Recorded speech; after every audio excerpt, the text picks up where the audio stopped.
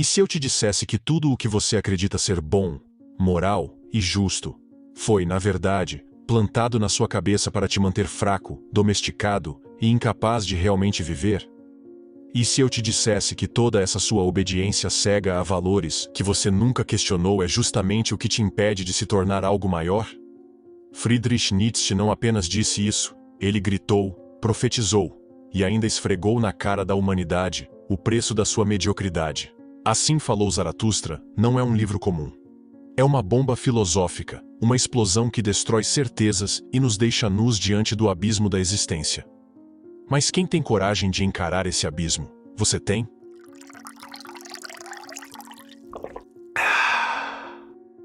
O homem é algo que deve ser superado. O que fizestes para superá-lo? Há uma tragédia no coração humano, uma tragédia silenciosa e persistente, que atravessa gerações sem ser percebida pela maioria. Uma tragédia que nos mantém acorrentados a ideais que nunca escolhemos, a valores que não construímos, e a regras que seguimos por medo, não por convicção. Desde o momento em que nascemos, somos moldados como argila, esculpidos por mãos invisíveis que determinam quem devemos ser, como devemos pensar e até o que devemos desejar. Primeiro, são os pais, com suas expectativas e frustrações projetadas sobre nós. Depois, a escola, que não ensina a pensar, mas a obedecer. Mais tarde, a religião, a sociedade, o mercado, todos sussurrando em uníssono: seja bom, seja moral, siga o caminho certo. Mas o que é esse certo? Quem definiu esse padrão? E mais importante, por que aceitamos sem questionar? Nietzsche, com sua ferocidade intelectual e seu desprezo pela hipocrisia, não aceitava nada sem antes esmigalhar até a última migalha de ilusão. E foi assim que ele chegou a uma de suas afirmações mais incendiárias: Deus está morto. Mas, antes que alguém levante o dedo em indignação, é preciso compreender o peso dessas palavras. Nietzsche não estava anunciando a morte de uma entidade divina em si, mas sim o colapso da crença na autoridade absoluta que essa figura representava. A ideia de um Deus que define o bem e o mal, que dita as regras do jogo e determina nossos passos, foi por séculos o alicerce da moral ocidental. Só que agora, esse alicerce está em ruínas. A ciência desmontou os mitos, a razão corroeu os dogmas e a modernidade escancarou o vazio deixado pela queda das velhas certezas. E o que fazemos com esse vazio? A maioria finge que ele não existe. Preenche com distrações, com entretenimento barato, com falsas seguranças. Mas Nietzsche, implacável, nos força a encarar o horror da liberdade absoluta. Sem Deus para nos guiar, sem um sistema moral transcendente para nos dizer o que fazer, o que nos resta? Para muitos, essa é uma revelação insuportável. A humanidade sempre teve medo da liberdade real. Preferimos a gaiola ao abismo. O homem é um animal que quer um mestre, escreveu Dostoiévski, outro gênio que percebeu essa verdade amarga. Dê às pessoas a escolha entre a autonomia radical e a segurança de um sistema que lhes diga como viver, e a esmagadora maioria escolherá a segunda opção. Mas Nietzsche ri desse medo. Para ele, a morte de Deus não é um lamento, é uma libertação. Ele nos arranca à força da posição de servos e nos joga no centro do palco, obrigando-nos a assumir o papel de criadores. Sem um Deus para ditar a moral, resta a nós a tarefa de forjar nossos próprios valores. Mas quem está pronto para esse fardo? Em Assim Falou Zaratustra, essa revelação não vem como uma teoria fria e acadêmica.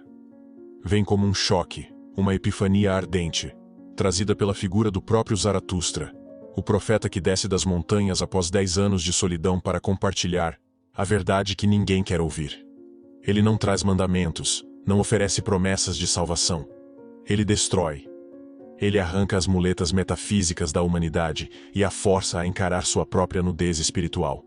Ele nos pergunta, com a impiedade de quem já queimou todas as ilusões: e agora?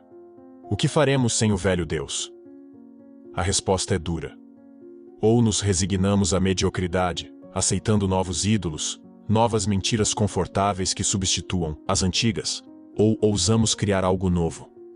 Mas criar exige coragem, exige enfrentar o caos sem garantias, exige abandonar as convenções e se arriscar na incerteza. E quantos estão prontos para esse salto? Você está? A verdade é que a liberdade é um fardo insuportável para a maioria. Quando as velhas certezas ruem, quando o chão sob os pés desaparece, a primeira reação da maioria não é a euforia da autonomia, mas o pânico da desorientação. A multidão que Zaratustra encontra pelo caminho não anseia por sabedoria, não busca iluminação. Ela quer um novo senhor para obedecer, uma nova doutrina que a dispense do terrível trabalho de pensar por si mesma. Pois o peso da responsabilidade própria é um fardo que esmaga aqueles que foram treinados desde o berço a delegar suas decisões, terceirizar sua moralidade e se agarrar, como náufragos desesperados, às regras ditadas por uma autoridade qualquer. Não importa qual seja. Um Deus, um Estado, uma ideologia, um líder carismático. A questão nunca foi quem governa, mas sim o alívio que é não precisar governar a si mesmo. Nietzsche enxerga esse fenômeno com um misto de desprezo e compaixão. O homem prefere querer o nada a não querer. Escreve ele, denunciando a covardia existencial daqueles que, diante do vazio deixado pela morte de Deus, não ousam criar, apenas se submetem a novas ilusões. O ser humano médio não quer verdade, quer conforto. Não quer se confrontar com a angústia de sua própria existência sem propósito pré-definido. Quer certezas reconfortantes, mesmo que sejam falsas. O cristianismo, a moralidade herdada, os dogmas políticos modernos, todos funcionam como muletas psicológicas para aqueles que temem encarar a vida sem uma bengala transcendental. É por isso que a mensagem de Zaratustra é recebida com hostilidade. Ele não oferece consolo, não promete um novo paraíso, não dá garantias. Ele apenas aponta para a vastidão de um deserto e diz: seja forte o suficiente para atravessá-lo. Mas força não é algo que se herda ou se recebe de bandeja. Força se conquista. E é aqui que Nietzsche nos apresenta o conceito que talvez seja a sua maior provocação. O Übermensch, o além do homem. Não, ele não está falando de um super-homem musculoso, de um ser geneticamente superior ou de uma elite predestinada a governar os fracos. Essas são interpretações rasas, distorções feitas por quem não teve coragem de olhar fundo no abismo das ideias de Nietzsche. O além do homem é simplesmente aquele que se liberta da moralidade imposta e constrói sua própria ética. Aquele que não precisa de dogmas, que não precisa de aprovação, que não se curva a regras que não escolheu. É o ser humano que toma posse de sua própria vida, que assume o risco de ser quem realmente é, sem as máscaras impostas pela sociedade. E esse caminho não é trilhado sem dor. Muito pelo contrário. O preço da verdadeira liberdade é alto, e poucos estão dispostos a pagá-lo. É por isso que Nietzsche descreve a jornada para se tornar o além do homem em 3 metamorfoses. Primeiro, o camelo, o ser humano que carrega nos ombros o peso das tradições, das crenças, das normas sociais. Ele sofre, mas aceita, pois aprendeu a se curvar. Mas então vem o leão. O leão ruge, desafia, destrói. Ele nega os velhos valores, rompe as correntes e se recusa a obedecer. Parece que aqui termina a jornada, mas não. O leão é necessário, mas insuficiente, porque negar o passado não é suficiente. É preciso construir algo no lugar. E assim surge a terceira e última metamorfose: a criança. A criança é a criadora, aquela que brinca com a realidade, que inventa novas possibilidades, que não se apega a velhas verdades, nem se aprisiona na simples revolta. Ela não é mais uma reação ao mundo. Ela é o próprio mundo em movimento.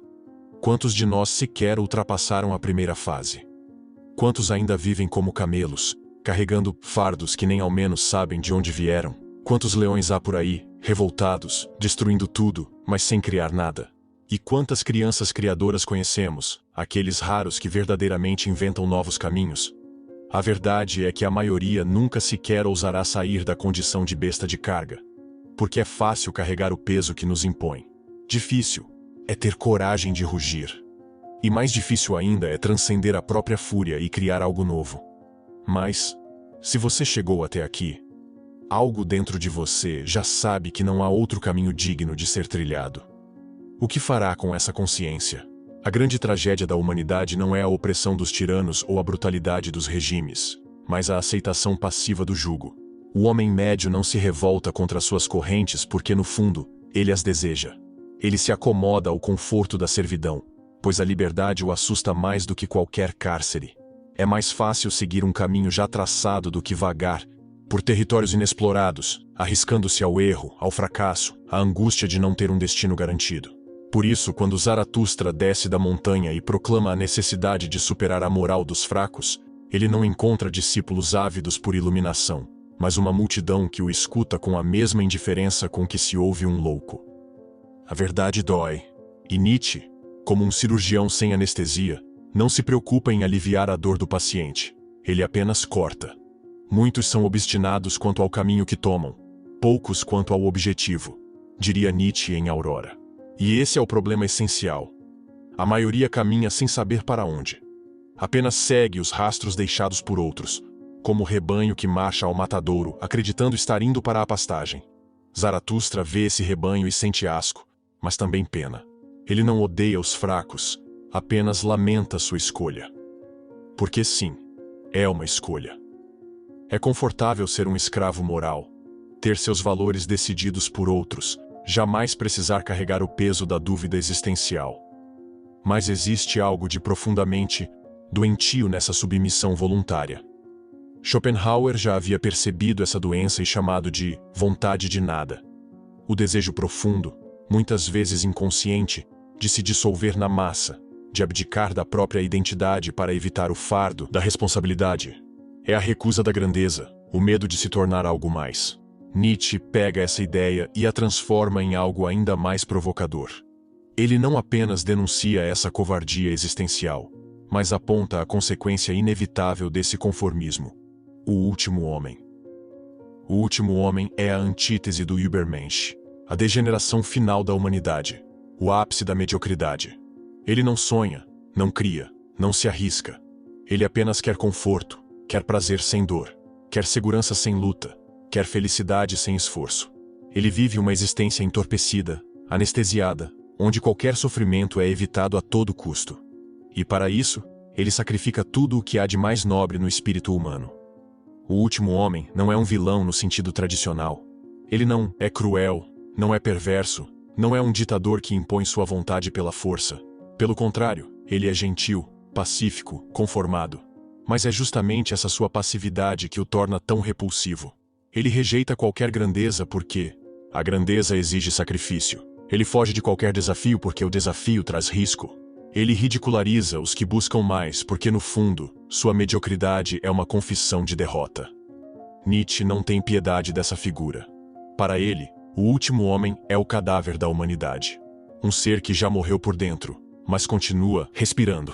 E ele nos avisa: se não formos cuidadosos, esse será o nosso destino. A modernidade nos empurra para isso. Para uma vida sem profundidade, sem transcendência, sem desafios reais. Estamos cercados por distrações, por prazeres fáceis, por tecnologias que nos embalam em um estado de sonolência existencial. Vivemos em um mundo onde ninguém mais quer pensar, apenas consumir.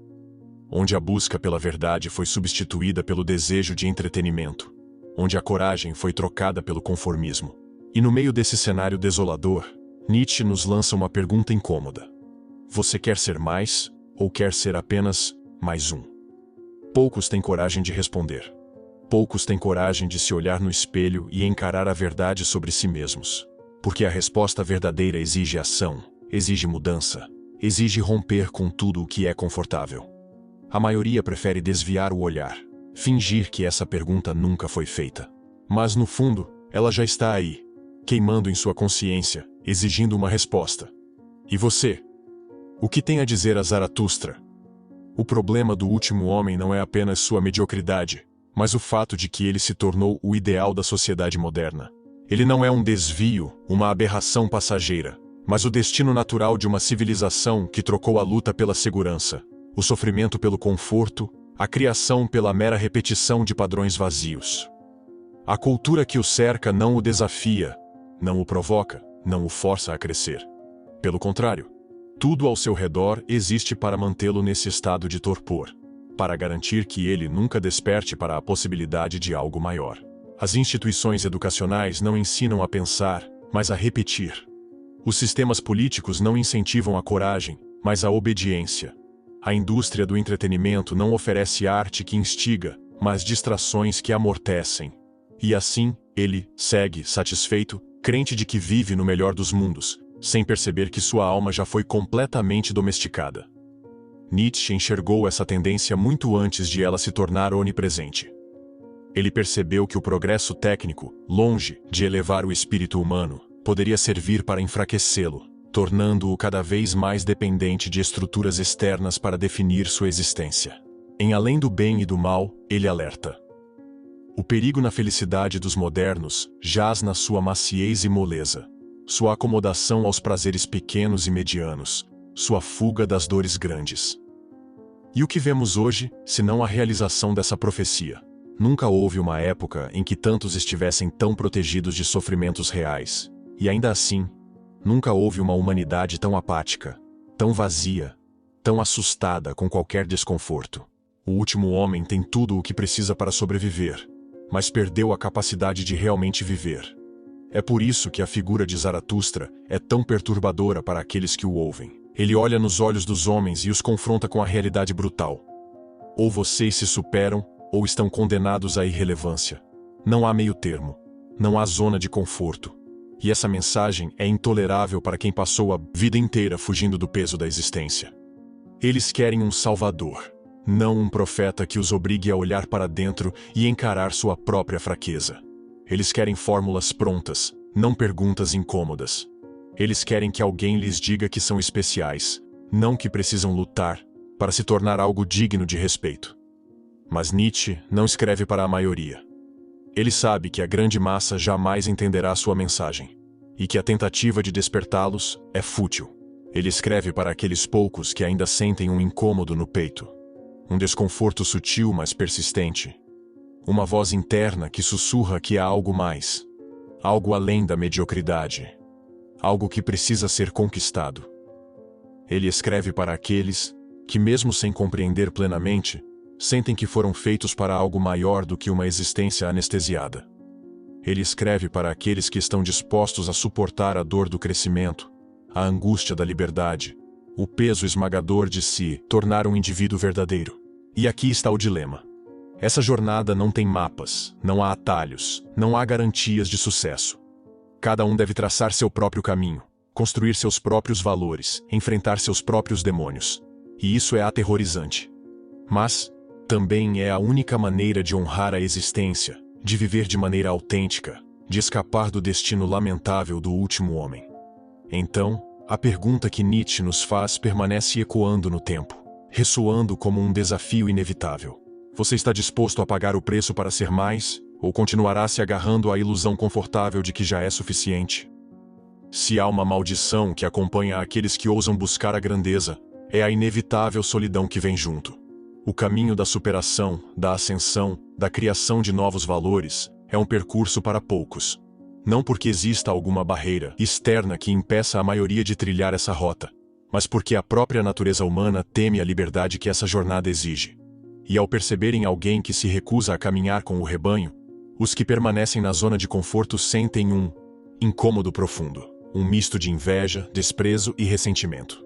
Assim como os cidadãos de Atenas decidiram envenenar Sócrates por sua insistência em questionar as certezas estabelecidas, a sociedade moderna ridiculariza e marginaliza qualquer um que tente se libertar da mediocridade. Como diria Dostoiévski, em Os Demônios, começa-se pela desordem moral e termina-se com o fanatismo da ordem. Zaratustra entende essa dinâmica e não busca seguidores. Ele sabe que a verdadeira transformação não acontece em massa. Não surge de slogans fáceis ou de promessas sedutoras. Ela nasce na dor, na ruptura, no abismo de quem tem coragem de encarar a si mesmo e destruir tudo aquilo que foi imposto sobre sua identidade. É por isso que ele prega o Übermensch, o homem que se refaz, que esmaga suas crenças herdadas, que se reinventa a partir de sua própria vontade. Mas esse chamado assusta, porque implica um abandono radical da segurança psicológica, da falsa sensação de que há um propósito universal pronto, esperando para ser seguido. Significa aceitar que Deus morreu, que não há ninguém nos vigiando, que não há destino escrito. E mais do que isso, que a responsabilidade de criar sentido recai inteiramente sobre cada indivíduo. Esse fardo é insuportável para muitos. A maioria prefere se agarrar a ilusões, a moralidades ultrapassadas, a sistemas que prometem ordem em troca da submissão. Porque pensar por si mesmo dói. Porque ser livre significa errar sem ter a quem culpar. Porque construir o próprio caminho exige força, e força não é um atributo distribuído democraticamente. Nietzsche sabia disso, e é por isso que seu texto não é um convite gentil, mas um tapa na cara. Ele não quer consolar, quer sacudir. Não quer que o leitor se sinta bem, quer que se sinta inquieto. Como ele diz em A Gaia Ciência, é necessário carregar dentro de si um caos para poder dar à luz uma estrela dançante. O caos, no entanto, é perigoso. Atravessá-lo sem se perder exige uma coragem que poucos possuem. Para muitos, a tentativa de romper com o velho mundo resulta apenas em destruição, não em criação. É por isso que o niilismo se torna um abismo tão tentador. Se tudo é uma mentira, por que continuar? Se não há valores absolutos, por que não sucumbir à indiferença? Nietzsche não nega essa crise. Ele a antecipa, a descreve, a enfrenta de peito aberto. Ele sabe que o vazio deixado pela morte de Deus não pode ser preenchido com outra divindade artificial. O Übermensch não é um substituto para as velhas crenças. Ele é um ser que aceita o vazio e o transforma em potência. Ele não precisa de um sentido imposto. Ele cria o seu. E aqui está o ponto crucial. Essa criação não acontece no futuro, em um tempo distante onde os homens finalmente estarão prontos para transcender. Ela precisa começar agora, em cada pensamento, em cada escolha, em cada ato. Porque se há algo pior do que ser o último homem, é perceber que se tornou um sem nunca ter lutado para evitar. Então eu pergunto: o que você está fazendo para não ser apenas mais um? A verdade é que poucos terão coragem de encarar o desafio de Nietzsche.